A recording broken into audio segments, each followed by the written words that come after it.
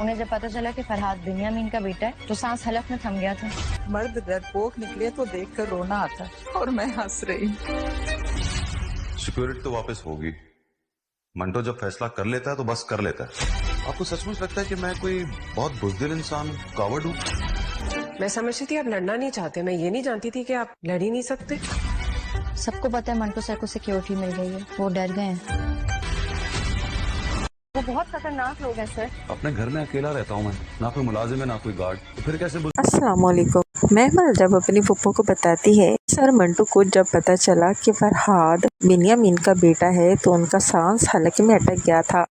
मंटू को मिल चुकी है सिक्योरिटी फरहाद की वजह से, क्योंकि वो फरहाद से बहुत डर गए थे। महमल को यही लगा कि सर मंटू फरहाद से डर गए हैं। वो सर मंटू को कॉल करती है और कहती है कि बिन्यामीन और उसका बेटा फरहाद बहुत खतरनाक लोग हैं। तो मंटू कहता है कि मैं अपने घर में अकेला रहता, ना तो कोई सिक्योरिटी गार्ड है और ना ही कोई मुलाजिम, तो फिर मैं कैसे बुज़दिल हो सकता हूँ।